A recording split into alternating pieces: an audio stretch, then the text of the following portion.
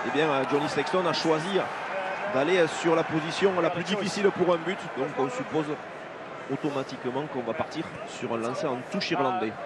On vient de soigner pendant que vous vous exprimiez, Jérôme, Byrne, l'un des deux deuxièmes lignes de cette équipe d'Irlande. Et l'Aviva Stadium qui apprécie le choix de Johnny Sexton et des Diables Verts d'aller chercher cette touche. On veut voir des essais ici. C'est la Saint-Patrick, on veut se régaler, on veut bien sûr profiter du spectacle. La prise parfaite Anderson et le travail aussitôt qui s'organise du pack irlandais pour bonifier cette conquête. C'est structuré. Ils sont à l'avancée, là ils vont marquer avec le talonneur. C'est fait pour Sheehan. L'essai de Dan Sheehan, le jeune talonneur du Leinster et de cette équipe d'Irlande qui vient récompenser la domination depuis quelques minutes du 15 du trèfle. Ouais, la touche du côté des Irlandais dès qu'ils arrivent dans les 22 mètres adverses, c'est quand même leur outil et leur lancement préféré pour scorer derrière. Bien souvent, ça se finit par des pénétrations de Bundy Aki. Là, ils n'en ont pas forcément eu besoin. Ils sont restés concentrés sur l'avancée de leur molle, ont bien orienté celui-ci, ont bien décalé le talonneur pour qu'il n'ait plus de défenseurs face à lui dans un premier temps et qu'il vienne jouer dans la zone du 10 à 3 mètres de la ligne. C'était trop difficile pour Kinghorn afin de défendre cette course puissante du talonneur. Ouais, Dan Sheehan, le jeune talonneur, 7e cap cet après-midi, son deuxième essai sous ce maillot du trèfle, lui qui a connu sa première sélection en novembre face au Japon, lors de la tournée d'automne. Et Sexton va tenter de transformer, lui qui honore aujourd'hui sa 105e sélection. Johnny Sexton qui devient eh bien cet après-midi le 6e joueur le plus capé du rugby irlandais, en tout cas au 6e rang des sélections du côté irlandais. Il rejoint un certain John Hayes, que vous avez bien connu, ancien pilier du Munster, me semble-t-il. Mais le joueur le plus capé sur le terrain, ça reste Shianili avec 115 sélections. Exactement, 115. Mais aujourd'hui, il est au 6e rang des nombres de sélections dans l'histoire du rugby irlandais. Johnny Sexton, pied droit pour le capitaine du 15 du trèfle, qui transforme donc l'essai de Sheehan. L'Irlande mène 7-0 ici à l'Aviva Stadium. Prise parfaite de Ian Anderson. On se construit autour du seconde ligne de l'Ulster. Rien à dire sur cet essai. Premier essai irlandais. Les Écossais ont dominé, ont possédé, mais malheureusement n'ont pas scoré. Et l'Irlande est devant, en bois long. L'Irlande prend le score, dont l'Irlande mène 7-0, 19 minutes dans ce premier acte. On le rappelle, les Irlandais sont toujours dans la course au titre. Ils ne sont pas maîtres de leur destin. C'est l'équipe de France, bien sûr, qui ce soir est maître de son destin. Mais les Irlandais, avec une victoire cet après-midi, s'installeraient provisoirement à la première place de ce tournoi Destination 2022. Guy Christ qui est allé au contact de Tackburn. On va jouer sur les extérieurs en envoyant un chemin au contact et du pied. Très haut. Lowe qui a été gêné. Nouvelle pénalité. C'est dommage parce que Darcy Graham, il arrive, il est au point de chute du ballon. Malheureusement, plutôt que de monter en l'air et de disputer avec ses qualités de jump, eh bien, il vient bousculer les deux joueurs irlandais qui sont eux aussi dans la zone où le ballon va tomber. Et il offre trop facilement une pénalité à l'équipe irlandaise avec le pied de Jonathan Sexton qui devrait retrouver bien, une possession avec un lancer en touche dans le camp écossais. C'est fait. L'Irlande et l'Écosse qui se retrouveront dans la même poule lors de la Coupe du Monde en 2023 en France, avec l'Afrique du Sud et aussi les Espagnols qui se sont récemment qualifiés après avoir battu le Portugal. Irlande et Écosse opposés donc dans la même poule lors de cette Coupe du Monde de 2023. Et le match sera d'ailleurs au Stade de France à Saint-Denis. Les Irlandais qui sont en train de prendre l'ascendant au moins sur la touche. Aki qui attaque la ligne. Point d'ancrage, même sans Gibson Park. La chandelle de Sexton. Elle sera longue, elle sera longue. Ouais, pas de problème pour Graham, j'allais dire, mais c'est en 2 temps. Oula. Là, il a dévissé sa frappe. Le feu follet 3 carrés l'Écossais. Un peu d'affolement du côté de Garth Graham, comme il a vu qu'il n'arrivait pas à contrôler. Sûrement, il était parti pour faire un arrêt de volée. Il a pensé qu'il y avait une pression plus importante de la part des Irlandais. On le voit, il annonce marque. Malheureusement, il n'a pas la... Il n'arrive pas à garder le ballon dans les mains, donc Wayne Barnes ne peut pas le lui accorder. Et ensuite, un peu d'affolement qui rend finalement une bonne possession aux Irlandais à 30 mètres sur touche. La prise de Byrne. Et on lance l'attaque. Gibson Park l'a croisé avec Sexton, pris dans l'étau écossais, mais peut libérer. Gibson Park, le relais de Furlong. La puissance du pied droit irlandais, le jeu qui rebondit. Van der Fier, quelle activité de la part du flanqueur au casque rouge des Irlandais. Byrne franchit la ligne, a gagné 10 mètres. Ouais, une bonne récupération de Darge qui vient contrecarrer à cette avancée, cette initiative irlandaise. Il fallait mettre les mains du côté des Écossais parce que ça fait un petit moment maintenant que les Irlandais imposent leur rythme, imposent les zones de jeu qu'ils veulent attaquer. Rory Darge, on va le revoir, fait partie de ces joueurs qui se révèlent lors de ce tournoi. 4e cap pour le jeune flanqueur écossais, joueur de Glasgow, 22 ans. Qui reste bien sur ses appuis, qui arrive à récupérer le ballon malgré la pression mise par Ian Anderson et Johnny Sexton. Sexton que l'on vient de soigner, il se relève, il grimace.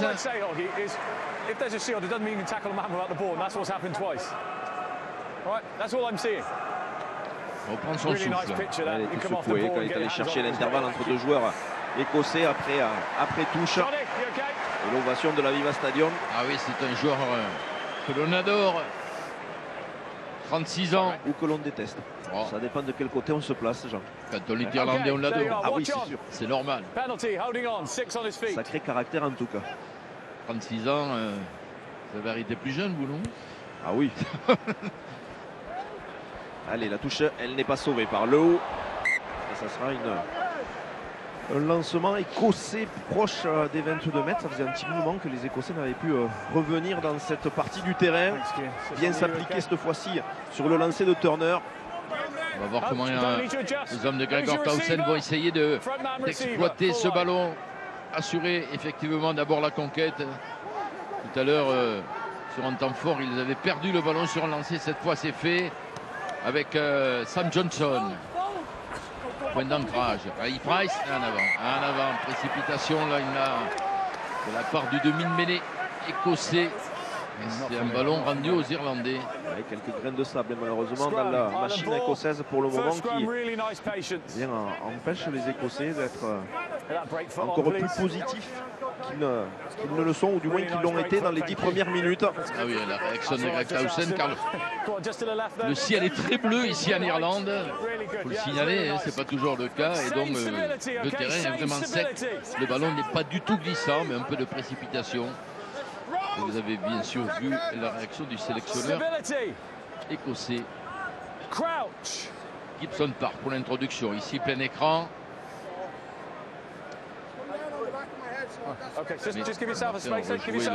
Cette mêlée.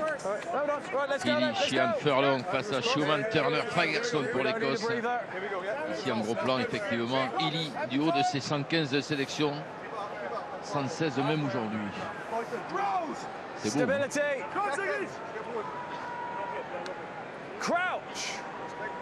Et Furlong face à Schumann.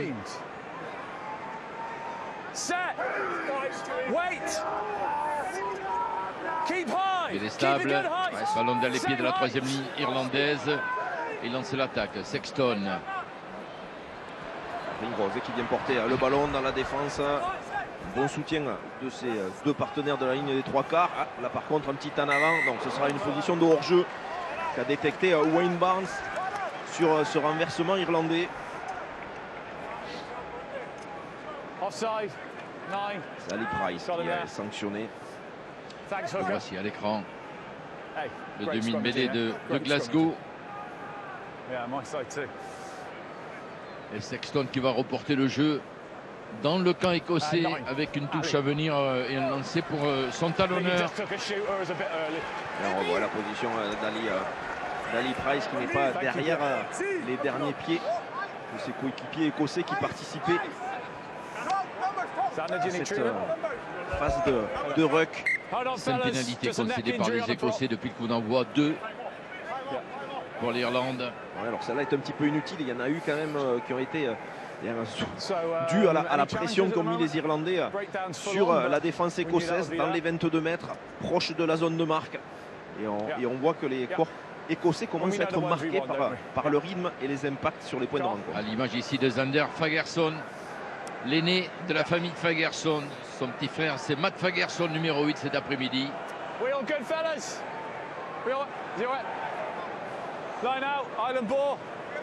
Et la touche donc pour reprendre le jeu en faveur de l'équipe d'Irlande qui mène 7-0 sur sa pelouse de l'Aviva Stadium. 25 minutes dans cette première période. Le rythme a légèrement baissé après un démarrage à 100 à l'heure dès le coup d'envoi. Allez, une touche réduite par les Irlandais. Van der Fier au relais. On va Anderson d'une main parfaitement prise de cette balle rendue à Sheehan pour l'avancée du pack irlandais. On va la libérer. Peut-être sur le fermé, oui. Sexton, petit coup de pied. Et la vitesse pour d'Hansen. Le rebond est récupéré de Darge. Une nouvelle fois, la belle lecture de Sexton. Qui voit que bien, juste derrière la ligne défensive écossaise, il y a des espaces libres. Et heureusement, retour de Darge, rebond favorable qui évite un essai irlandais. En tout cas, Darge, il y a laissé quelques belle prise de balle en l'air là. Parfaite de Anderson, titularisé cet après-midi. On revoit l'inspiration effectivement de Sexton et ce repli défensif de Darge qui a sauvé la maison du Chardon. Allez, le lancer de Sheehan, toujours dans les 22 mètres écossais. Oui, toujours avec un alignement réduit, toujours pour un mot. On domine actuellement sur cette phase de jeu côté irlandais. On trouve de l'avancée, on y fixe un maximum d'adversaires. Là, par contre, on a mis un genou au sol, mais on est quand même encore dans la dynamique et dans l'avancée du côté de Sheehan. Vous allez fixer là-bas plus loin la défense écossaise. Le ballon relevé par Gibson Park pour Burn sous les poteaux écossais. Gibson Park qui continue même sens. Pilonnage là des avants du trèfle avec Sheehan à nouveau à 1 mètre de la ligne. Gibson Park. Conan, la puissance du troisième ligne du Leinster. Refoulé, non. Est-ce qu'il n'a pas marqué? Non. Pour l'instant, on reste le ballon sur va le sortir. jeu. Le ballon va sortir. On est à 50 cm de la ligne d'embut écossaise. Ouais, là, il y a essai. Et validé. Laissé par M. Barnes. Beau travail collectif là des Irlandais. Et laissé pour Cianelli. Voilà, pour honorer et fêter sa 116e cape. Le gaucher du Leinster et de ce 15 du trèfle. Ouais, travail de sape. Et une nouvelle fois, des Irlandais, quand ils arrivent dans cette zone des 22 mètres, dans cette zone de marque, eh bien, tout le monde joue son rôle. On reste proche au niveau des soutiens, autour du porteur de balle. On prend son temps, on s'organise. Peu de choses laissées à l'oubli. C'est vraiment très bien préparé et transformé, bien sûr, en position relativement simple par Sexton. Les Irlandais doublent la mise au score. Ils mènent à présent 14-0. Et la réaction d'Andy Farrell qui peut se désaltérer, de Peter O'Mahony. C'est le banc des remplaçants irlandais qui salue donc et qui applaudissent l'essai de Cian Healy, cet homme. 14-0, 28 minutes dans ce premier acte. 2 essais à rien pour les joueurs du trèfle. Récupération de Mac Hansen dans ses 22 mètres.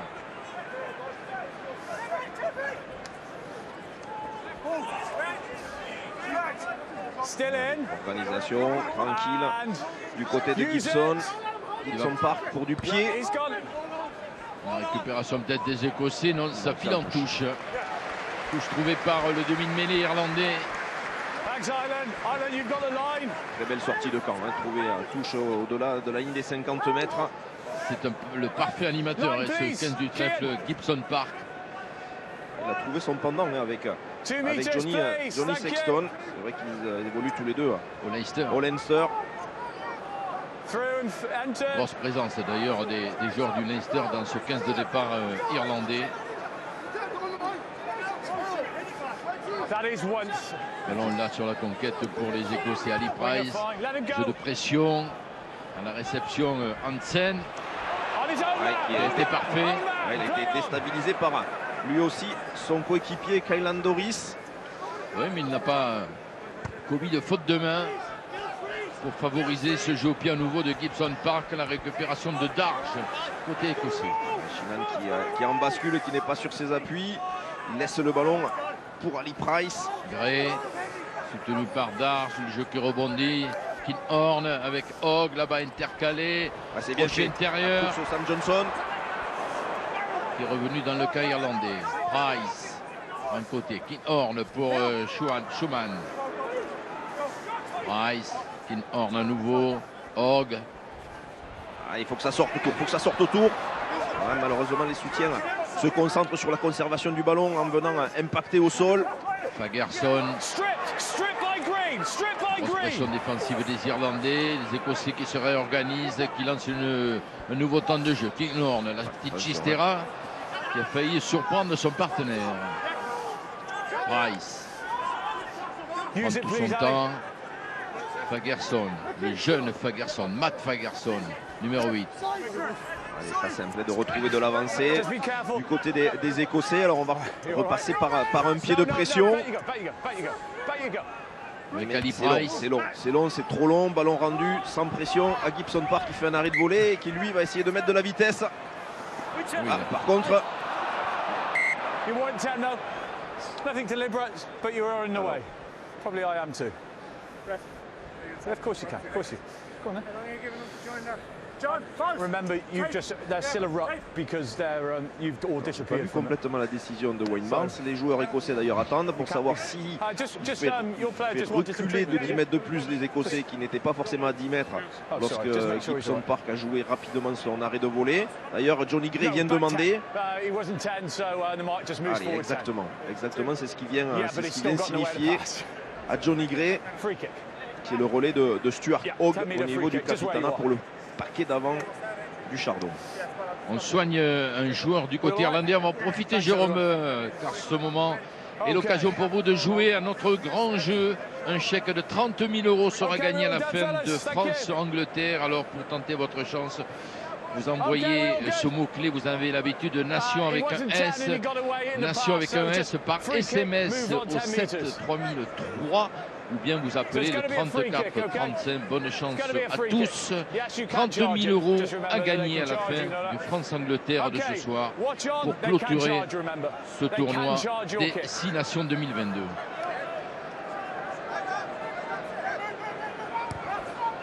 Allez, comme c'était un bras cassé, on vient jouer à une chandelle plein centre du terrain. Bonne intervention de Stuart Hogg qui s'impose dans les airs. Schumann. Price sur la ligne des 50 mètres. Kinhorn, un peu un déséquilibre, ces passes écossaises et aussitôt la pression de la défense irlandaise ici sur Watson. Il arrive à retrouver un petit peu d'avancée à Mitch Watson pour faciliter la libération du ballon pour son demi de mêlée et la charge de Johnny Gray. Mais on hésitait quand même à écarter les ballons rapidement côté Écosse. On va repartir sur un jeu au pied de pression d'Ali Price qui pour l'instant c'est pas forcément trop appliqué. Des jeux au pied un peu trop longs. Une nouvelle fois c'est trop long. Pas de pression hein, sur Sheehan qui peut retrouver le soutien de son demi-mêlée. Ouais, Keenan avec ce ballon dans les mains de Furlong qui cherchait une solution. Il est allé fixer la défense écossaise. Et on enchaîne. Sexton, Aki avec Rinrose, crochet intérieur pour franchir la ligne. Repris dans un deuxième temps, Rinrose met le ballon toujours pour les Irlandais. Anderson. Un bon contest de Schumann. Pour l'instant, le ballon reste irlandais. On vient essayer de former un contre-ruck avec une poussée dans l'axe. Le ballon est extrait. Récupération des Écossais. Allez, il faut donner. Ah, c'est des ballons volleyés là-bas jusqu'à l'aile de Graham qui accélère pour entrer dans les 22 mètres irlandais. Allez, Price, temps fort écossais pour essayer peut-être de marquer les premiers points dans ce match. Stuart Hogg qui feinte la passe. Hogg qui a trouvé le relais de Darge. Price, Gray, soutenu par Schumann et Fagerson. Allez, Price, Kinhorn, passe à hauteur pour Watson. Gros temps fort là des Écossais. Passe dans le contact aussi de la passe d'Amish Watson à Schumann. Allez, il faut garder cette le relais vitesse. de Fagerson. Ballon travaillé là par les avants écossais. Passe à hauteur. Nouveau point d'ancrage et on revient avec Matt Fagerson. Kinhorn. Ouais, mais les Irlandais sont bien en place. Non, peut-être Graham qui est venu semer le désordre là sous les poteaux irlandais. Price, il faut que ça éjecte rapidement avec Gilchrist. Et là aussi, il faut rester proches les uns des autres. Attention à ne pas être un petit peu esselé. Fagerson. Comme c'est le cas parfois sur ces relais écossais près de la ligne. Allez, à 5 mètres de l'embut irlandais, la charge de Johnny Gray qui a essayé de s'allonger du haut de ses 2 mètres. Mais la défense irlandaise pour l'instant tient bon. On passe par le sol. Schumann. Alors, est-ce qu'il a franchi? Apparemment, il y a essai. Oui, essai validé par monsieur Barnes. Cette fois, les Écossais ont trouvé la faille en force avec cet homme, Pierre Schumann. Son deuxième essai sous le maillot du Chardon. Il y a une petite bronca du public qui pense avoir vu une certaine faute écossaise, peut-être un en avant. En tout cas, l'essai est validé par Wayne Barnes. Il y a Mitch Watson qui arrive à faire cette passe au contact avec 2 défenseurs. Et d'ailleurs, Johnny Sexton vient demander si on check cette action avec l'arbitre vidéo.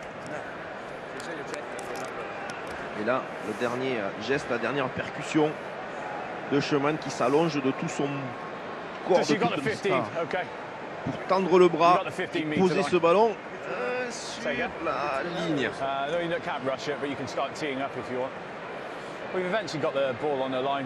est-ce qu'il franchit la ligne? Est-ce qu'il ne rampe pas? Allez, touche, oui. Ça mord la ligne. Ah, attention. Ah, on y vient à la cette vidéo. fois, on demande l'arbitrage vidéo. Vous voyez M. Barnes. Il discute donc avec son compatriote Stuart Terridge. Okay, so let's. What we're going to see is, first of all, when a knee makes contact, he's then allowed to place the ball once. If he's short of the line on the placement, then that will be a try. Alors, on va regarder s'il marque en un seul temps ou si l'essai est marqué en plusieurs temps. Alors, c'est cette image qui nous intéresse. Alors là, il va être amené au sol. Là, il est plaqué avant la ligne. Là, on voit l'appui d'un coup pour se relancer et venir. Ça tombe avant. Après, on va y revenir. Pas sûr qu'il soit validé, l'essai. Ce qui est gênant, c'est l'appui sur le coude pour se relancer alors qu'il est au sol et tenu par un joueur vert. Là, on le voit moins, je pense, sous cet angle. Là, il est plaqué. Là, il est plaqué. Tenu par un joueur vert et le ballon n'est pas aplati. Et je pense que les arbitres vont devoir conjuguer plusieurs angles de vue pour voir exactement s'il doit accorder l'essai ou pas. Celui-ci, là, on voit vraiment qu'il a le coude gauche en appui sur la pelouse. Bon, le ballon, il le voit sur la ligne après, mais... Et il accorde quand même l'essai. Allez, il a validé l'essai. Pour lui, c'est dans le même temps, aucun souci. Essai accordé, les supporters écossais sont ravis. Là où l'Écosse avait échoué dans les 10 premières minutes, et bien cette fois, elle a trouvé une solution avec l'essai de cet homme, Pierre Schumann, le pilier d'Édimbourg et de ce caisse du Chardon. Et la première tentative dans ce match de Blair Kinhorn, donc, préféré à Finn Russell cet après-midi par Gregor Towson. No worries, good. Let's keep talking, everyone. Right, last 4 minutes, let's work hard, yeah? À moyenne position, la transformation du l'ouvreur et buteur écossais. pour revenir à cette longueur de l'Irlande. Il y a 4 minutes de la fin de ce premier acte. Ça part à droite. Ouais, ça part complètement à droite. Irlande 14, Écosse 5. Et on va le revoir, cette dernière charge de Schoeman. Et disons, il s'est faufilé entre les jambes des défenseurs irlandais. Oui, exactement. Il n'était pas forcément en tenue. Oui, mais normal que cet essai ait été accordé. Car même si on voit le coude effectivement qui se pose au sol, il n'y a pas une impulsion importante pour se projeter dans l'embut. Donc la décision de Wayne Barnes est tout à fait justifiée. 36 minutes dans ce premier acte. Irlande 14, Écosse 5, 2 essais à 1.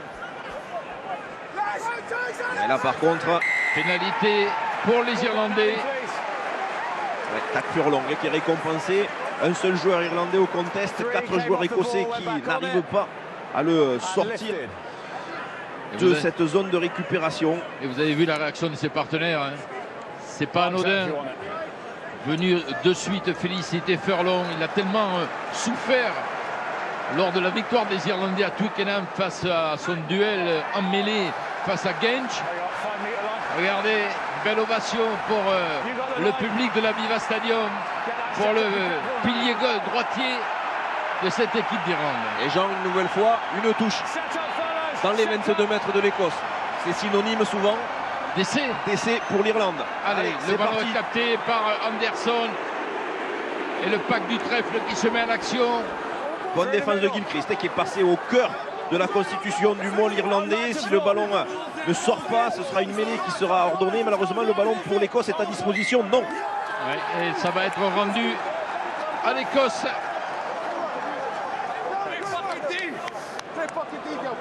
Ils vous ont fait mentir, Jérôme. Oui. Il y a une bonne défense écossaise, on va revoir.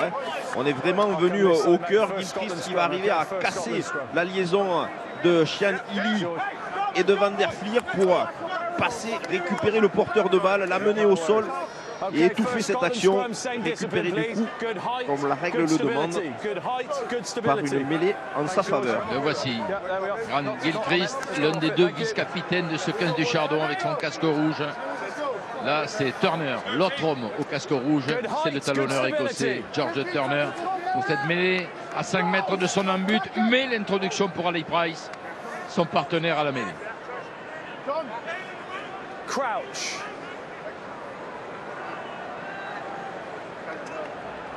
L'équipe d'Écosse qui n'a plus gagné à Dublin depuis 2010, qui n'a plus battu l'équipe d'Irlande depuis 2017.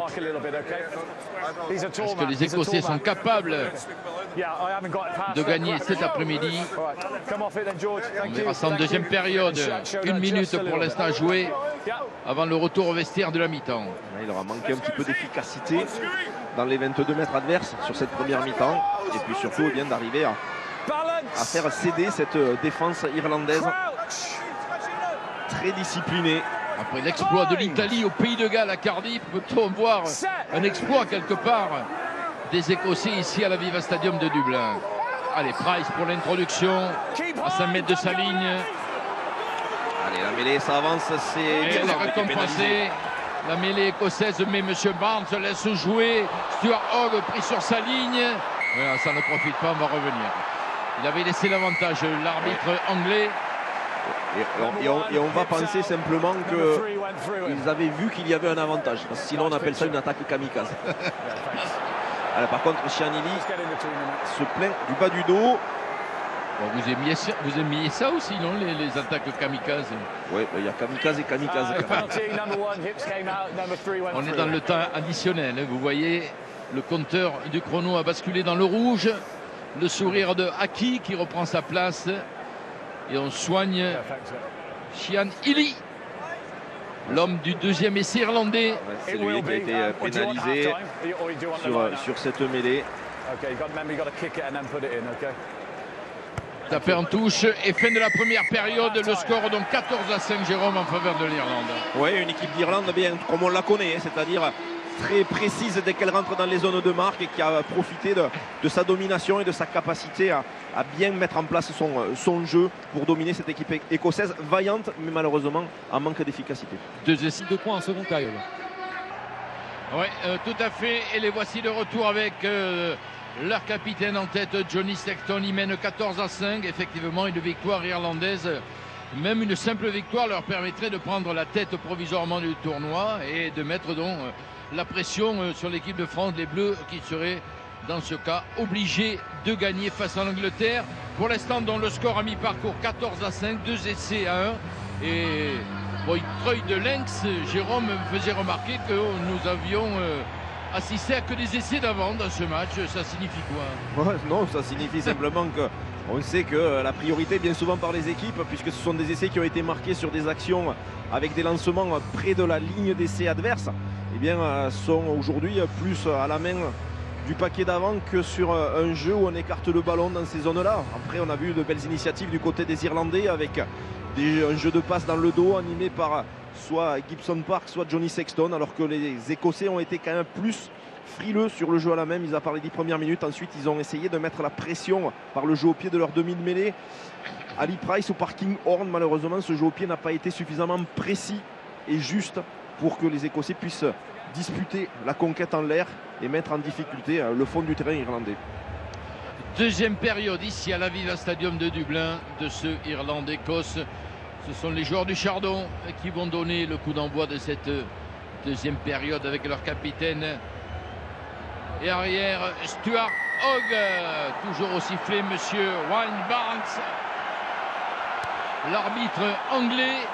C'est parti pour cette deuxième période, récupéré dans un deuxième temps par les joueurs du trèfle là-bas à l'intérieur de leur 22 mètres, avec certainement du jeu au pied de Gibson Park sous sortir de la pression écossaise dès le début de la deuxième période. Ouais, c'est bien tapé, 15 mètres à peu près cette longueur de jeu au pied. Il y avait la pression d'Hansen, mais le ballon est conservé par l'Écosse. Ouais, après la récupération de Fagerson, la charge de Watson, les Écossais peuvent enchaîner avec Johnny Gray.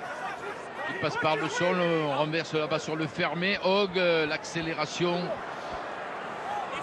du capitaine du Chardon. Price, Gray.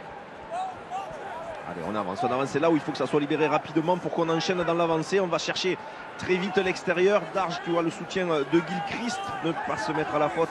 Pour l'instant, on est toujours en possession du côté de l'Écosse. Pris par la défense irlandaise. Ouais, mais il y a un bon contest. Il me semble-t-il qu'il va être récompensé de Doris. Le bon contest effectivement de la défense irlandaise et de cet homme. Sur l'initiative de joueur écossais Kinghorn. Un petit peu d'incertitude à mener à ses soutiens qui n'ont pas su s'il allait être dans un jeu de passe ou dans un jeu d'affrontement et qui se sont éloignés de lui à la place de s'en rapprocher. Et ça suffit aux troisième ligne du Leinster, Kylan Doris. Voyez, regardez le classement provisoire à ce stade de ce match ici. L'Irlande provisoirement en tête, 20 points, 2 points d'avance sur l'équipe de France donc. Exactement, les Irlandais qui souhaitent quand même aller chercher un bonus offensif pour éliminer le scénario qui pourrait être un match nul français contre les Anglais avec un point de bonus. On laissera la calculette à Dimitri Ashvili et Mathieu Lartaud et toute l'équipe ce soir au Stade de France. Le coup d'envoi de ce France-Angleterre à 21h. Pour l'instant, c'est la prise de Anderson et de l'alignement irlandais que travaille le pack du trèfle avec le ballon dans les mains de Sheehan. On rentre dans le camp écossais. Gibson Park là, qui attend ce ballon, qui avance, qui a gagné quelques centimètres. Allez, acquis pour l'attaque irlandaise. Sexton la passe dans le dos. Gibson Park là, qui est gêné pour aller saisir ce ballon. Les Écossais pénalisés. Attention, il la joue vite et il franchit. Gibson Park. Allez, il recherche le jeu au pied. Si le rebond lui est favorable, ça sera pour Hansen. Hansen qui a pu récupérer, heureusement repris pour les Écossais par Stein. Les ballons toujours dans l'air de jeu. Gibson Park. Acquis. La ligne droite. Oui, souvent, percute. Comme souvent, ça percute, ça fixe renverse. Et on renverse avec Hansen. Ouais, si ça sort vite au côté droit, il y aura une solution intéressante à jouer. Allez, on préfère revenir à l'intérieur avec Doris. Gibson Park. Sexton. Acquis. À lui, pareil. Il revient au cœur du jeu. Fixe la défense écossaise. Sexton pour Keenan. Allez, on va être patient, le côté irlandais pour se reconstituer autour de Tachburn. Soutenu par Doris et Van Vlier. Gibson part. Ballon pour Jack Conan. Gibson part, petit coup de pied rasant à la course. Oui, mais en couverture, le plus rapide, c'est Darcy Graham. À ce Gibson Park, il faut le surveiller comme l'année sur le feu. Il suffit de peu, là vous voyez. On ne jamais baisser les yeux quand vous êtes en défense. Et puis surtout, lui lève correctement la tête, on le voit, il ajuste parfaitement ce jeu au pied pour Hansen qui arrive à avoir l'agilité avant de sortir en touche, de remettre le ballon vers l'intérieur.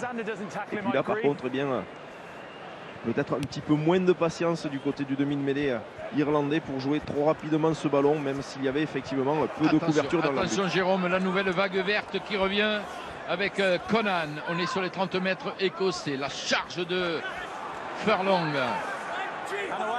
Gibson Park. Conan. Sexton qui a fait mine de passer pour fixer la défense. Gibson Park qui relève ce ballon à nouveau. Conan. Conan, il y a de la puissance, il y a de l'avancée. À chaque impact, Gilchrist tout à l'heure a eu du mal à se relever. Là, cette fois-ci, c'est Chianili qui avance. Gibson Park.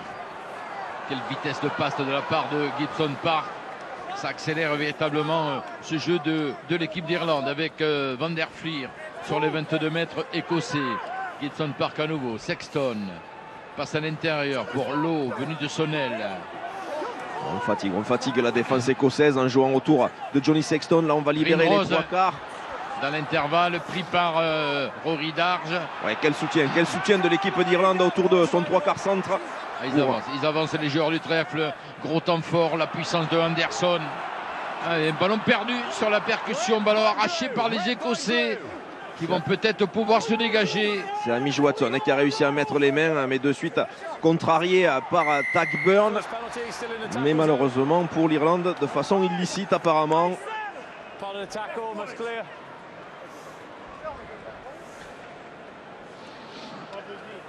Hamish Watson qui s'évertue, qui se multiplie à mettre les mains dans toutes les phases plaqueur-plaqué pour essayer de contrecarrer. Là, c'est limite, c'est vraiment limite parce que Ian Anderson, il avait les deux genoux au sol, c'était une phase de plaquage. Hamish Watson aurait dû le lâcher.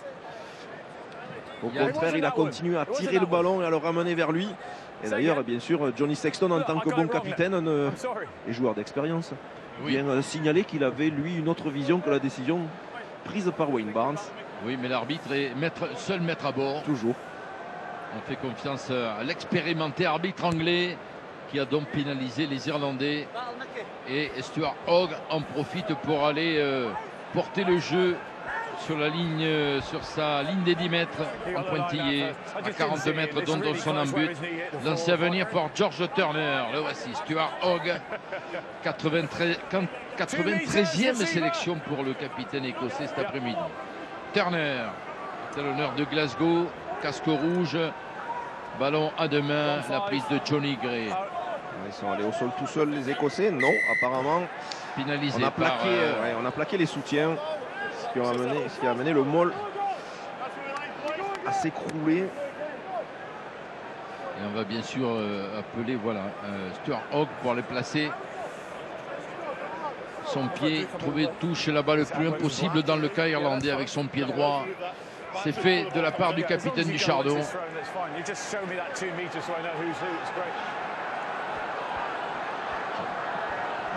Oui, il y a effectivement un contact en l'air avec Tag Burn qui est projeté vers l'alignement écossais et qui vient déséquilibrer Johnny Gray. D'où la sanction et une nouvelle possession écossaise près des 22 mètres irlandais sur ce lancer en touche de Turner. Alors on va voir comment on va exploiter cette munition les Écossais. Le ballon est capté par Johnny Gray. On s'organise autour du deuxième ligne écossais. Ballon travaillé avec Turner. Ballon lâché finalement. L'attaque au large. Kinhorn intercalé pour servir Stein. Sur les 22 mètres irlandais. Renversement. Grand côté. La charge de Schoman. Attention ce contact pour l'instant là. Kinhorn. On est toujours dans l'avancée avec Darge. Mais par contre ça vient gratter du côté de Burn. Il a perdu ses appuis, il faut lâcher. Price. Kinhorn. Harris. Bloqué par la défense irlandaise. Ça bataille au sol, mais ballon toujours pour le 15 du Chardon avec Horn, bien plaqué. Ça rebondit, le jeu, même sens. Darge. Ils ont du mal, quand même, les Écossais, après, même en multipliant les temps de jeu, les possessions, ils ont du mal à avancer. Avancer, ils le trouvent, mais déstabiliser complètement cette équipe irlandaise pour trouver un espace définitif ou une situation de surnombre évidente. C'est pas simple. Et il s'épuise un petit peu, d'où la nécessité de se débarrasser du ballon au pied. Et avec de la chance.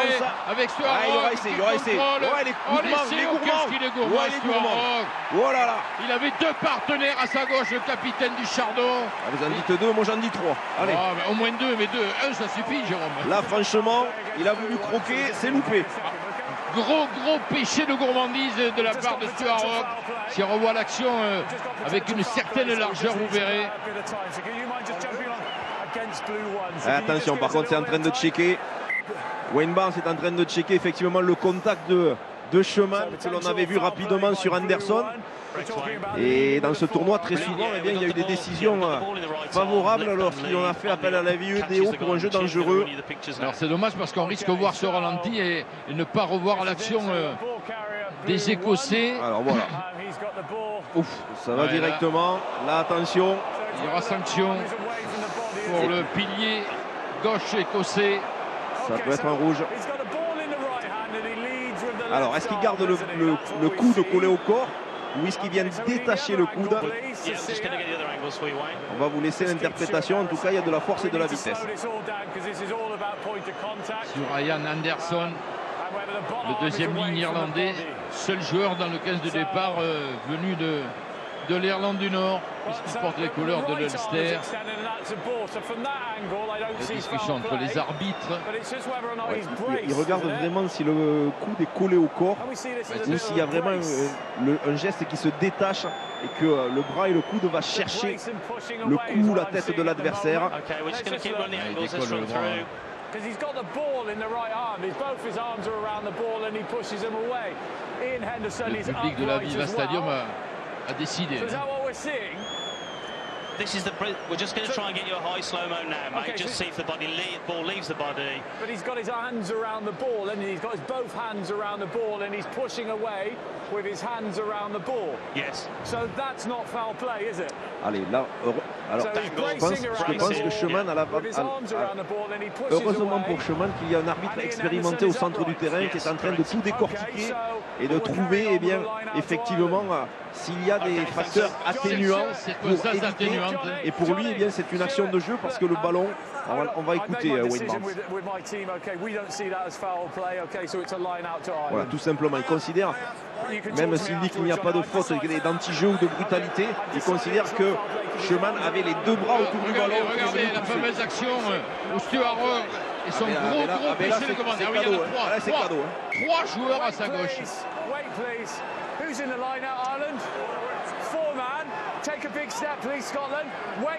Pas très inspiré, le capitaine du Chardon sur cette action. Il a du talent, il a du génie. Mais là, il y avait une grosse occasion de laisser vendanger par son péché de gourmandise. Allez, respecter le jeu, être altruiste parfois, c'est bien. Alors, les Écossais, donc, après cet arbitrage vidéo, poursuivent la partie à 15 contre 15. Et ils sont pénalisés, par contre, là, sur cette action initiée par les Irlandais. Ouais, c'est un petit peu la même chose que tout à l'heure. C'est Hamish Watson, cette fois-ci, qui est pénalisé. Comme tout à l'heure, c'était lui qui était dans cette situation où Johnny Sexton avait demandé pourquoi il avait été récompensé, récupérant le ballon alors qu'il n'avait pas lâché le joueur plaqué qui avait les genoux au sol, alors qu'au début, il y avait eu une tentative de constitution de maul. Cette fois-ci, Wayne Barnes a eu une lecture juste et a sanctionné le troisième ligne écossais. On va revoir. Là, il y a volontaire, on conseille de constituer le maul. Et puis là, vous voyez, à un moment donné, il va y avoir le genou du joueur irlandais là qui est au sol. Il faut lâcher. On ne peut plus contester, on ne peut plus tirer. Et là, on voit effectivement Mitch Watson encore une fois essayer de disputer le ballon au joueur plaqué. Van der Flier, une nouvelle pénalité en faveur du 15 du trèfle. Beaucoup de fautes, beaucoup de fautes. On y met de l'engagement du côté de l'Écosse, mais on ne respecte pas la règle. Turner qui était assistant placleur ne lâche à aucun moment Van der Flier pour récupérer le ballon. Et les Irlandais, eh bien, après une action d'essai énorme de l'Écosse en 2 pénalités, se retrouvent dans les 22 mètres de l'équipe écossaise. Qu'on revoit à aucun moment de façon claire et évidente. Turner, le numéro 2 écossais, relâche son étreinte sur Van der Flier pour revenir contester. Il est donc normalement pénalisé. Illy qui vient annoncer la combinaison à son talonneur Sheehan. Le peuple irlandais ici à la Viva Stadium qui donne de la voix pour encourager les joueurs du trèfle. La prise de Anderson parfaite et on lance l'attaque avec Lowe qui n'a pu contrôler. Récupération écossaise de Sander Fagerson.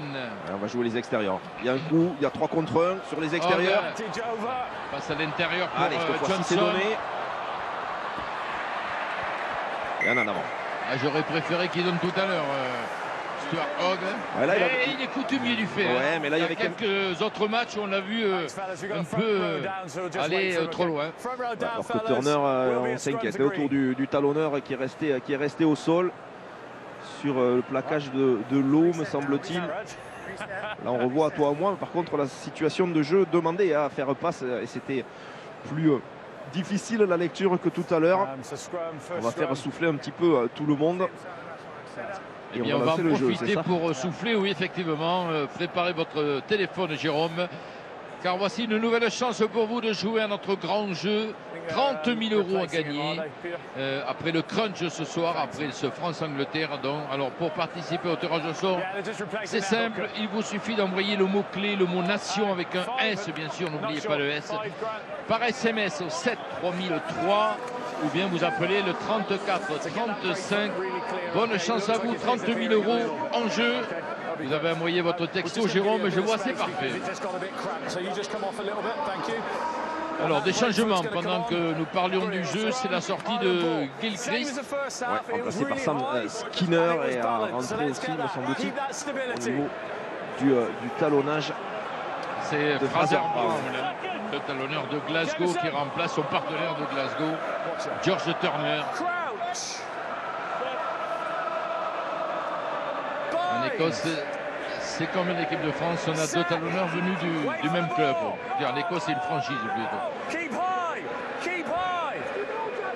Allez, l'attaque irlandaise avec ce jeu au pied là-bas de Hansen à la course, pression sur son vis-à-vis qui est chassé dans son embut et qui a trouvé Ali Price pour aller dégager le camp écossais. Ça va peut-être jouer vite, non.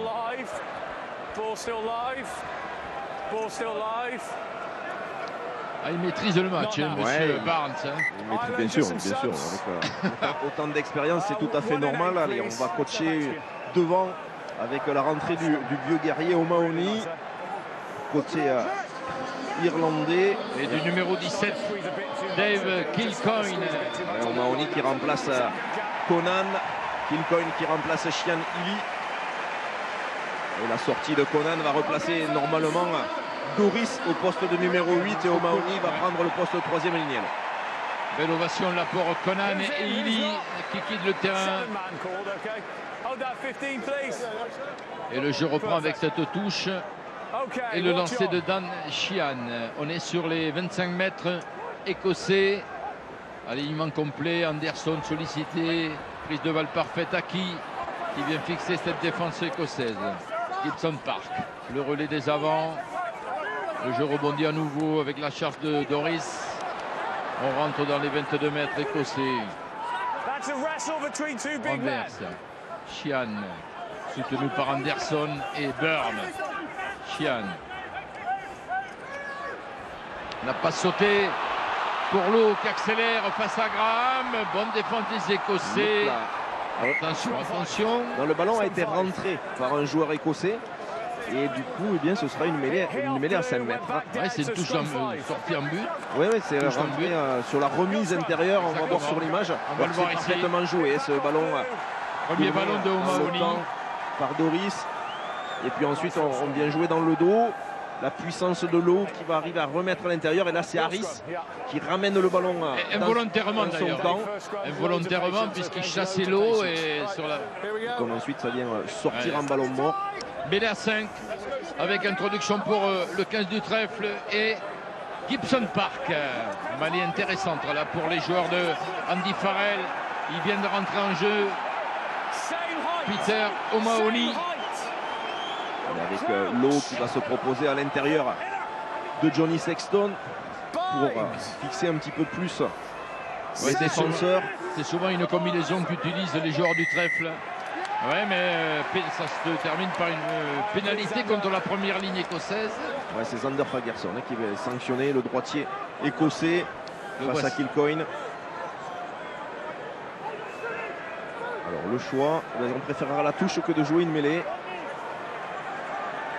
C'est vrai que pour l'instant, dans l'alignement, Anderson a fait une moisson du côté de la conquête irlandaise pour ce qui est de l'alignement. Le voici, c'est lui, Ian Anderson.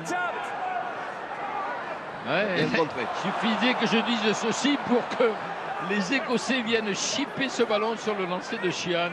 Vous avez vu cette fois-ci, Jean, je ne me suis pas avancé à annoncer comme il y avait une touche, il y aurait des points irlandais. Ça m'a servi de leçon en fin de première mi-temps. Bon ouais, le contre de Byrne. C'est chaud sur Stuart Hogg qui dégage de son camp. Oui, mais attention à la relance, le rebond, la récupération de l'eau. Il y a le feu à nouveau sur les 22 mètres écossais. Allez, bonne défense en l'air. Le môle est annoncé. S'il est improductif, ce sera une mêlée en faveur de l'Écosse. C'est le cas. C'est fait. C'est sifflé par M. Barnes. 14-5, c'est le score acquis à la mi-temps. Si vous nous rejoignez sur France 2, 54 minutes ici. Irlande, Écosse, c'est le deuxième match de cette dernière journée des 6 nations qui se terminera ce soir au Stade de France avec ce France-Angleterre. Ce crunch savoureux pour, on l'espère, un grand chelem des hommes de Fabien Galtier.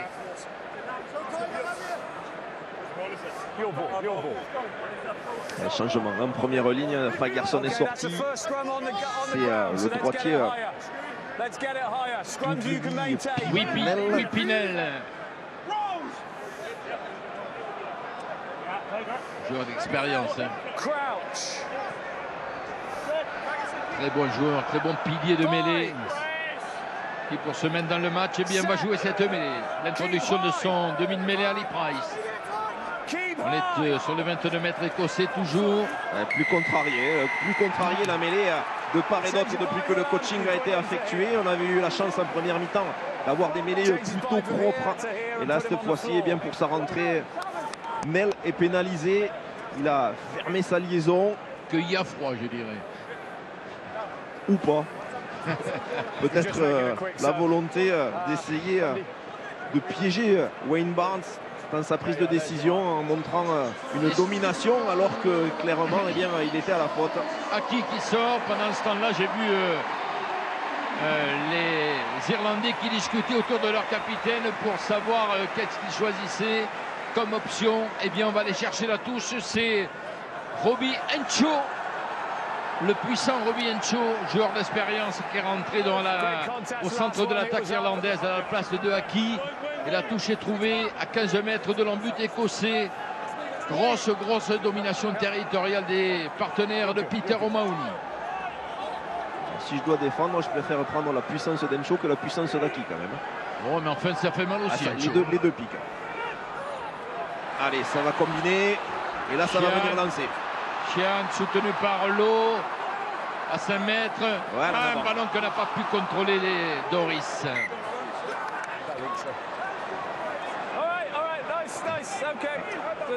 C'est peu habituel de voir des Irlandais aussi près de la ligne commettre autant de petites erreurs qui ne leur permettent pas franchement de prendre des distances dans cette rencontre, parce que clairement depuis début de seconde période, ce sont les Irlandais qui dominent largement, possession, occupation, même si l'occasion d'essai la plus franche a sûrement été écossaise sur leur unique venue dans les 22 mètres irlandais. Mais là pour l'instant eh bien l'Écosse peut encore espérer, car la défense l'attaque irlandaise est improductive. L'Écosse qui, en cas de victoire, terminerait 3e de ce tournoi, si bien sûr l'Angleterre ne gagne pas à Paris ce soir. On n'en est pas encore là. Il y a encore beaucoup de jeux d'ici cette clôture du tournoi Destination.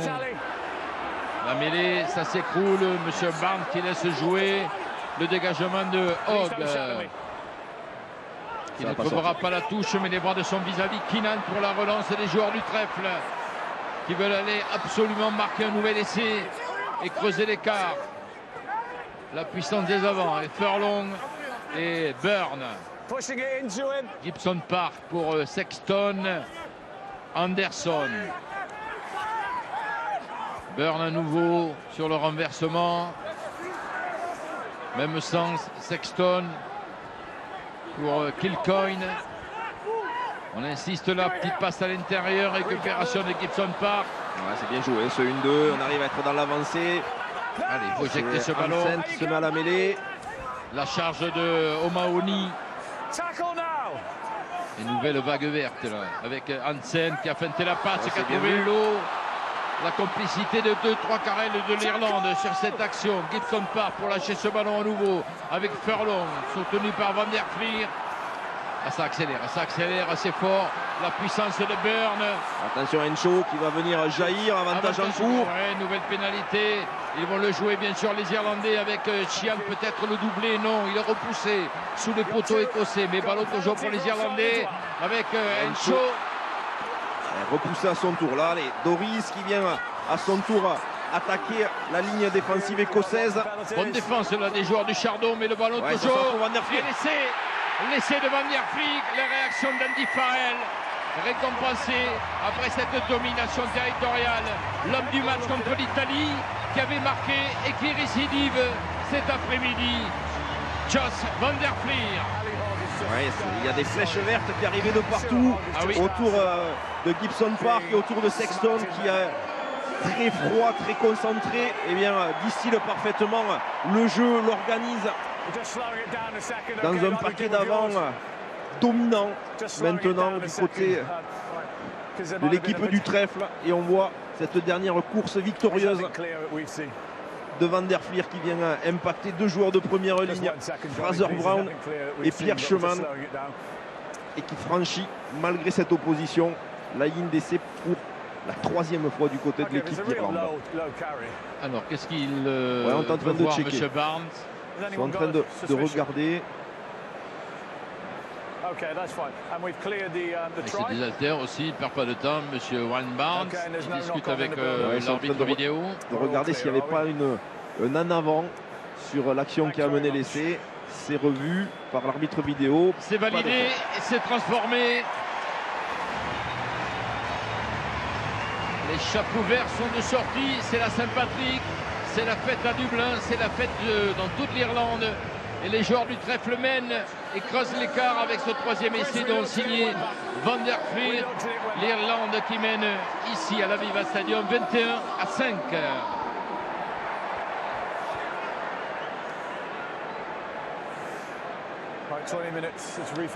L'heure de jeu dans ce Irlande-Écosse. Les Irlandais mènent donc 21-5, 3 essais à 1. Et certainement que Johnny Sexton et ses partenaires vont les tenter de chercher l'essai du bonus, c'est-à-dire un quatrième essai. On rappelle qu'avec une victoire cet après-midi, eh bien l'Irlande s'offrirait déjà un trophée, c'est-à-dire la triple couronne après avoir battu les 4 nations britanniques de ce tournoi. Pour l'instant, l'équipe qui détient un trophée dans ce tournoi, Jérôme, c'est l'Écosse, puisque en match d'ouverture, l'Écosse a battu l'Angleterre et a soulevé donc la fameuse Calcutta Cup, le plus vieux trophée de l'histoire du rugby. Alors les changements, Jérôme. Allez, sortie du demi de mêlée Ali Price et du 3/4 centre Sam Johnson, remplacé par Mark Bennett pour le 3/4 centre et par Ben White pour le demi de mêlée. Ballon récupéré par l'Irlande de suite sur ce lancer écossais. Et pendant que vous voyez cette attaque irlandaise, eh bien c'est le 15 de France, les partenaires d'Antoine Dupont qui arrivent au Stade de France pour se préparer à leur crunch que vous suivrez ce soir sur France 2, coup d'envoi 21h. L'équipe de France donc au Stade de France pour ce dernier match du tournoi Destination 2022. On revient ici à l'Aviva Stadium avec ce dégagement de Ben White. Avec l'Écosse qui n'arrive à remettre la main sur le ballon que quelque part dans ces 30 mètres pour le rendre très rapidement à l'équipe irlandaise qui gère parfaitement et couvre parfaitement l'étendue du terrain. Stuart Hogg qui essaye de nouvelle fois d'avancer et qui trouve de l'avancée dans cette défense irlandaise lorsqu'on est sur des relances de fond du terrain, mais ensuite une nouvelle fois avec quelques ballons jetés. Allez, là il y a un surnombre, il faut le jouer sur l'extérieur. Et il le joue, les Écossais, avec l'accélération de Watson qui a franchi la ligne, mais ce ballon qui file en touche. Quand j'ai vu l'accélération et la relance terrible de Stuart Hogg, je pense qu'il a à se faire pardonner. On le revoit ici tout à l'heure, son gros péché de gourmandise. Il doit avoir ça en tête, Stuart Hogg. Et un nouveau changement de côté irlandais avec l'entrée de Kieran Tidwell. Ouais, après un petit souci côté écossais par contre. Les sorties de Ian Anderson, l'homme de l'Ulster, remplacé par Tidwell. Lui aussi, l'homme de l'Ulster, c'est du poste pour poste en deuxième ligne. Rentrée du côté écossais de Josh Bayliss. Et la sortie de Matt Fagerson. Matt Fagerson, c'est un changement en troisième ligne. Le voici avec son bandeau, Josh Bayliss, qui joue son premier match du tournoi. Même si cet après-midi, c'est sa troisième cape. Changement également avec l'entrée de Rob Erin. Changement de talonneur du côté du 15 du trèfle et la sortie de Dan Sheehan, ici plein écran. Oui, qui a été encore à hauteur d'un très gros match, Dan Sheehan.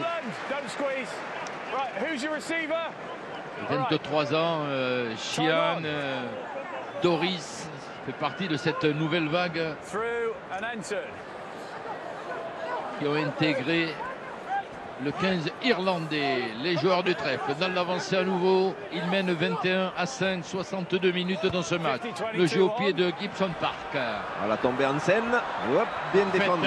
La réception de Stein qui se débarrasse du ballon au pied rendu aux Irlandais avec la relance et la remontée de balle de Keenan qui franchit la ligne des 50 mètres pour fixer la défense écossaise. Gibson Park. Sexton, crochet intérieur. Ouais, c'est bienvenu. Hansen, une nouvelle fois, il vient proposer des solutions. Ça dézonne beaucoup du côté des ailiers, que ce soit Hansen, que ce soit le haut. Encho, là, qui était pris, préféré passer par le sol. Gibson Park. Sexton. Keenan.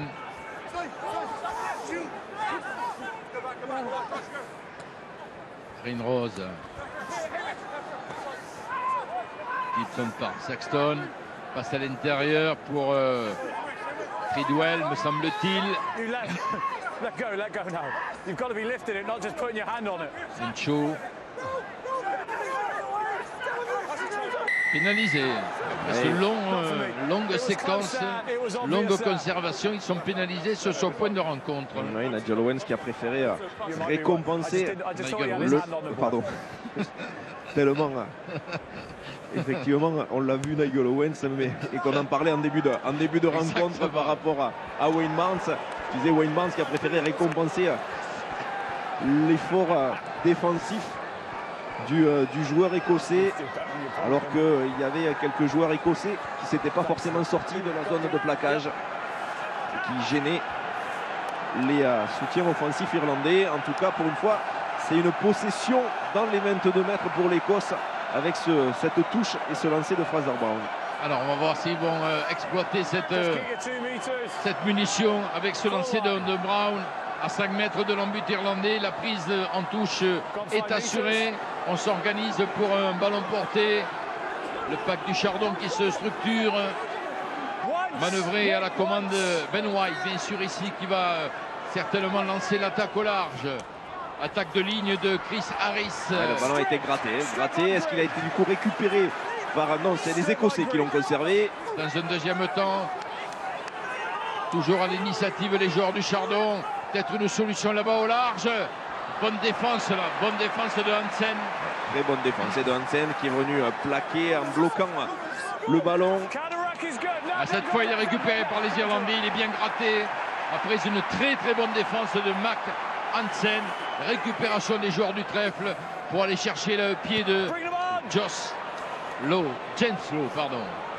Allez, la relance de Stuart Hogg, le pas de loi pour se donner de l'élan. Elle était attendue, hein. La feinte de passe, ça n'a pas mordu. Herring l'attendait, l'a bien bloqué, mais Stuart Hogg a réussi à conserver son ballon. Beaucoup de monde dans le trafic et un manque d'organisation en avant de la part de Gibson Park sur cette récupération. Même si la récupération était acrobatique, à quel joueur hein, ce Mac Hansen. C'est vrai que les 2-3 carrels irlandais, Lowe et Hansen, se proposent sur toute la largeur du terrain. Ils dézonent souvent, vous le disiez. Ce sont des... Là, on voit par contre dans la bonne défense de Hansen qui a permis aux Irlandais de récupérer le ballon. Un changement au poste de demi-mêlée du côté de l'Irlande avec la sortie de Jamison Gibson Park et la rentrée de Conor Murray. L'homme du Munster, 96e cap dans un registre un peu différent de Gibson Park, Conor Murray. Donc, qu'en pensez-vous, vous, l'ancien demi-mêlée? Oui, c'est effectivement un jeu différent, mais c'est parce qu'il y a aussi dans la formation un jeu différent du Leinster, un jeu différent du Munster. Mais c'est aussi un outil stratégique à utiliser, ajuster pour justement pour parfois gérer les fins de rencontre avec un jeu au pied plus, même si Gibson Park a énormément progressé dans la qualité de son jeu au pied, mais Conor Murray était vraiment le roi à un moment de ce jeu au pied de pression derrière tous les points de rencontre, très haut, très précis, alors qu'on a vu aussi arriver Finn Russell qui va occuper un poste un petit peu différent de celui qu'on connaît puisqu'il est positionné en second centre et Kinghorn est resté sur le terrain. Entrée donc du joueur du Racing 92 de Finn Russell dans un rôle de 3 quarts centre. Pour l'instant, le ballon est justement pour les Écossais en difficulté, mais la pénalité à leur faveur. Joué rapidement par Ben White avec la passe pour Bennett sur les 22 mètres irlandais. Ballon perdu. Défense agressive des joueurs du trèfle qui peuvent relancer. Avec Hansen, attention, ça peut faire mal. Il a joué au pied. Dans le dos de la défense écossaise, en couverture, Stuart Hogg, qui à son tour, eh bien, exploite son pied droit. Ouais, il occupe le fond du terrain. Et du côté des Irlandais, on reste appliqué sur ce qui a été décidé, malgré certains ballons de récupération avec des possibilités de jeu à la main. Eh bien, il y a quand même cette volonté d'aller appliquer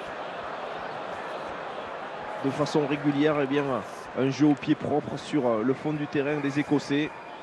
Il n'y a pas de risque à prendre non plus, même s'il y avait le temps. On préfère aplatir dans l'embut et avoir un renvoi d'embut plutôt que de prendre quelques risques sur la relance sur un effectif limité. Ah non, c'est des changements. C'est pour ça que M. Barnes disait aux Irlandais d'attendre l'entrée du numéro 18, Finlay Bilham, et la sortie de Furlong. Applaudi par la Viva Stadium. Très bon match aujourd'hui de Tag Furlong, le pilier droit du Leinster. Disons qu'il est dans son jardin ici. Oui, et puis c'est surtout au-delà des tâches propres qui sont celles de la mêlée sur les phases de conquête. C'est son activité, son énorme activité à Tadhg Furlong, aussi bien dans sa capacité à porter de ballon, à jouer en pivot, mais aussi à défendre convenablement et surtout avec chaque fois des impacts offensifs. Ballon pour les Écossais, à l'attaque à nouveau. Oui, mais là-bas, c'est une faute de main sur cette passe dans le dos qu'on a pu contrôler Stein, me semble-t-il. Les Irlandais vont récupérer cette balle. Et voici, en gros plan, Finn Russell. Avec un choix entre la touche et la mêlée. On va choisir plutôt la mêlée, me semble-t-il, côté irlandais. On va regarder, parce que c'est une organisation complètement différente.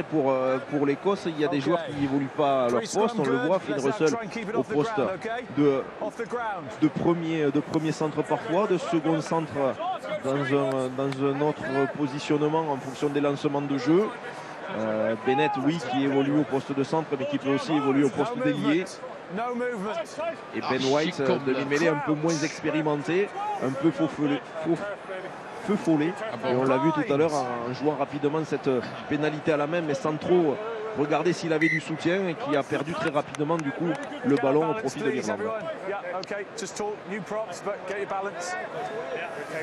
Monsieur Barnes a fait relever tout le monde, jouer correctement cette mêlée. On est dans le camp irlandais, introduction, la première d'ailleurs depuis qu'elle est entrée en jeu, de Conor Murray ici, l'homme du Munster. Stability, everyone. Make sure it's there. Stability. Crouch. Bind. Set. Stay behind the ball, both of you. Ballon dans les pieds de la troisième ligne. Ça s'écroule et les Irlandais sont pénalisés. Green tight head to floor. Ouais, c'est Bill, mais apparemment qui a été pénalisé, le droitier irlandais. Il savoure, hein, Whippinell. Il savoure ce défi gagné sur ce secteur de la mêlée. Et vous voyez de suite Wayne Barnes qui n'est pas satisfait de ce qui se passe en mêlée depuis qu'il y a eu le coaching. Donc il vient parler aussi à Whippinell, qui est un des joueurs peut-être les plus expérimentés sur les deux premières lignes qui sont actuellement en place. Coup faciès du droitier écossais entré en jeu et le lancer de Fraser Brown. On est dans les 22 mètres irlandais. Est-ce que les Écossais vont exploiter ce ballon? La prise de Johnny Gray. Et on s'organise autour du deuxième ligne du Chardon. Il y a O'Mahony qui s'est infiltré là dans ce ballon porté, vous le voyez, avec son numéro 20, tiré par le maillot de Gray. Ballon éjecté, Flynn recèle, la passe magnifique, dans l'intervalle pris sous les poteaux irlandais, ballon toujours pour les Écossais qui peuvent enchaîner. Il y a un avantage en cours, me semble-t-il, pour les Écossais. On va le jouer jusqu'au bout avec la percussion de Fraser Brown. Ça ne profite pas, on va revenir à cette faute.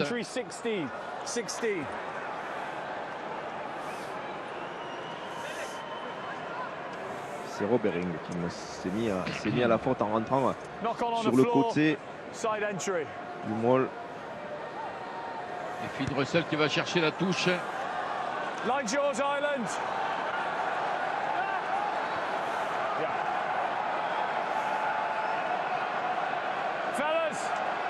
À 5 mètres de l'embut irlandais. À 5 mètres des partenaires de Max Hansen. Le lancer de Brown. La prise est assurée par Bayliss. Ça s'est écroulé. Alors, que va faire Ben White? Peut-être la puissance de Showman. Soutenu par Stein. On enchaîne là auprès pour essayer de gagner quelques mètres, quelques centimètres, je dirais, avec cette charge de Rory Darge. Brown à nouveau. Pour l'instant, les Irlandais ne lâchent rien. On essaye de se réorganiser, de réorganiser un bloc côté écossais. Gray. Pour s'assurer d'un soutien offensif permettant de continuer à être dans l'avancée. Showman soutenu par Nel, mais pénalisé. Mais pénalisé les Écossais. Il regarde le regard interloqué, je dirais, de Showman, qui n'a pas compris tout de suite la décision de M. Barnes. Ouais, vous allez voir sur le ralenti, c'est Nel qui a au contact de... Alors ouais, ça peut être sévère parce que Nel, effectivement, il est soutien de Showman, il se couche sur son pilier. Pour autant, il n'y a aucun joueur irlandais en capacité de venir gratter le ballon. Donc sur la règle pure, effectivement, Nel n'est pas resté sur ses appuis. Pour autant, sur l'esprit du jeu, aucun Irlandais n'était là pour venir gratter, contester. Je pense qu'on aurait pu laisser le jeu se dérouler. Allez, rapidement, Jérôme, puisqu'il y a un changement. Une nouvelle fois, c'est votre toute dernière chance lors de cette rencontre. L'un d'entre vous remportera 30 000 € ce soir. Alors pour vous, inscrire, eh bien vous envoyez le mot nation, le mot-clé nation avec un S par SMS 73003 ou vous appelez le 34 35. C'est votre toute dernière chance lors de cette rencontre. 30 000 € à gagner. Et les Irlandais qui ont capté ce ballon en touche pour lancer une nouvelle attaque. Ils se sortent de la pression écossaise exercée par les joueurs du Chardon depuis quelques minutes. Ouais, premier ballon est touché par Carbery qui vient de remplacer Keenan à l'arrière pour l'Irlande et on déborde du côté de l'eau. Un ballon malheureusement perdu par Tridwell sur cette remise intérieure du 3 carrel du Leinster. Pendant qu'on parlait du jeu, je pense que Schoman a laissé sa place à Landel. Exactement. En première ligne, oui. Il a mordu la ligne, l'eau. Oui. Ça n'avait pas été signalé, hein, en tout cas. C'est plus l'en avant. Ah oui, c'est l'en avant plutôt. Oui. 6 minutes à jouer ici à l'Aviva Stadium. L'Irlande mène 21-5. 3 essais à 1 pour l'instant. C'est une victoire à 4 points des Irlandais qui... Keep that height. Just make sure it's settled, then in, Ben, okay? I'm going to get out of your way. La mêlée avec l'introduction de Ben White, l'homme qui avait réveillé Murrayfield lors de la victoire des Écossais en ouverture du tournoi face à l'Angleterre. Okay, let's start hitting and up, okay? Hit and up, please. C'est vrai, depuis qu'il y a eu les changements en première ligne, ces mêlées ont du mal à se jouer. C'est un peu la pagaille, malgré les consignes de Wayne Barnes. Peu respecté par l'ensemble des joueurs. Et du coup, bien, le jeu s'en ressent aussi. Hein. On perd du temps, beaucoup de temps consacré à ces mêlées, des lancements moins propres, un jeu moins fluide de part et d'autre. Alors, comme si vous y étiez avec ce plan auprès des deux premières lignes. L'introduction de Ben White, c'est stable pour l'instant. Ça va pouvoir jouer. Pression du pack irlandais. Avantage en course laissé signaler pour les Écossais qui peuvent enchaîner. Donc derrière cette conquête, ça ne profite pas. Ouais, c'est le gaucher irlandais qui est pénalisé. L'observable, il est simple, vous avez vu sur l'image, peut-être qu'on aura un ralenti. On demande aux piliers, aux joueurs de première ligne d'avoir un coude relativement haut, de monter son bras. Et là, le bras, il est complètement tiré vers le bas, son vis-à-vis, changer un petit peu ses appuis, rentrer à l'intérieur et déstabiliser la mêlée écossaise, alors que c'est Dan. Ouais, l'homme du match, désigné homme du match, Dan Sheehan, le jeune talonneur irlandais, applaudi, salué par le public de l'Aviva Stadium, auteur d'un essai, le premier dans ce match, et donc élu homme du match. Allez, le ballon pour les Écossais avec Graham, pour essayer de revenir au score. Plus que 4 minutes à jouer ici à Dublin, ballon perdu, récupération de Henshaw, et la relance certainement des Irlandais, avec Sexton. Là, il y a un coup intéressant. Oh, la passe. Là, attention, plaquage en l'air, pénalité. On va juste parler d'un incident de jeu de la part de Darcy Graham. Je pense qu'avec son expérience, Wayne Barnes ne va pas demander un appel vidéo pour rester sur une pénalité et qu'on finisse à 15 contre 15. Et O'Mahony, effectivement, qui saute derrière, il est retourné et il tombe sur le côté. Donc simple pénalité. Darcy Graham qui fait souvent des petites fautes comme ça. Donc il y a du jeu un peu en l'air. Il a du mal à se maîtriser. Il avait été 2 fois pénalisé en première mi-temps. Peter O'Mahony est debout.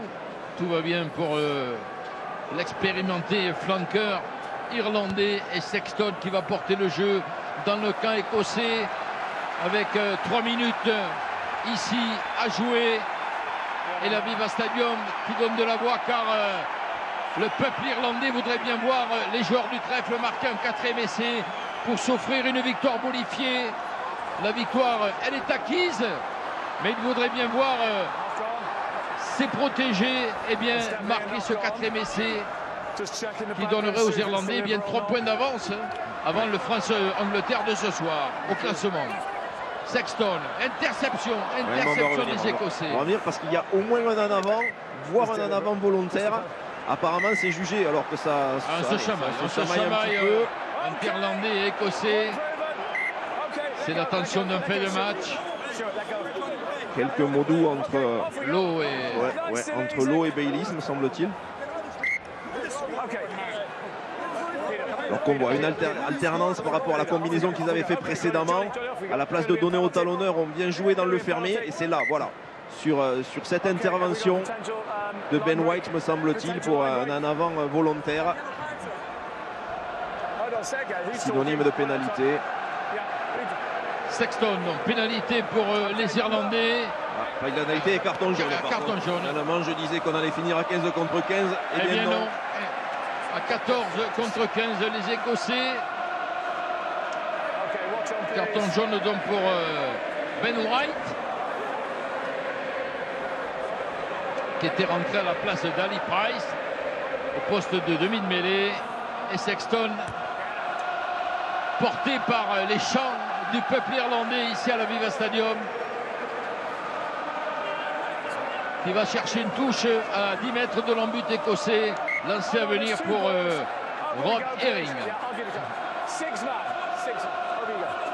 Allez, toujours pareil, hein, on vient mettre Van der Flier en relayeur, on prend un premier sauteur et là on va pousser fort du côté de l'Écosse. Et dès que la touche est finie, eh bien on va venir y adjoindre le demi de mêlée, Conor Murray qui va lever la tête et lancer de l'eau. Conor Murray pour l'eau, passe à hauteur, pris par deux Écossais, mais le soutien est là et peut-être un essai de Murray. Ouais, et voilà. Il va falloir checker. Ouais, c'est accordé. C'est validé et laissé valider pour Conor Murray. Regardez la joie de Sexton et de tout le public de l'Aviva Stadium. 4e essai dans ce match pour les joueurs du trèfle, signé Conor Murray. Lancement sur touche très performant, le môle qui se forme, qui avance. Ensuite Conor Murray à sa main qui vient alerter Lowe qui se propose une nouvelle fois. Et puis la puissance d'une mêlée de Munster à quelques mètres de la ligne d'essai sur cette libération. Jeu debout de la part du 3/4 irlandais. Ce qu'on appelle un bon coaching de la part d'Andy Farrell. Quand on a la chance d'avoir ce joueur-là sur le banc, c'est dommage de ne pas l'utiliser. Et là, il se défait du plaquage et de Darge et de Graham pour marquer l'essai du bonus. Le 15e essai sous le maillot du trèfle pour Conor Murray, l'homme du Munster. C'est l'essai du bonus offensif pour les Irlandais qui vont s'imposer, qui vont recevoir cette triple couronne tout à l'heure. La joie d'Andy Farrell et de tout son staff. La joie également de Conor Murray et de Johnny Sexton et de tous les supporters ici présents à l'Aviva Stadium. Il y avait quelques espoirs du côté de l'Écosse à la mi-temps. On n'était pas si loin. Mais clairement, en seconde période, il n'y a eu qu'une équipe sur le terrain qui a tout maîtrisé. Aussi bien le jeu de possession, le jeu d'occupation, qui a alterné à sa main du jeu d'avant, du jeu de 3/4 autour de Johnny Sexton, son capitaine, et de la qualité de son jeu d'avant, de son organisation. Cette équipe irlandaise, logiquement récompensée par cette triple couronne et par une victoire bonifiée encore ce soir face à l'Écosse. La tentative de Johnny Sexton dans le temps additionnel. Et ensuite, ça sera la fin du match. Le pied droit de Sexton, le capitaine, ça passe à côté. C'est sans conséquence. Cet après-midi à l'Aviva Stadium, l'Irlande clôture son tournoi par une victoire. La 4e, le score 26-5.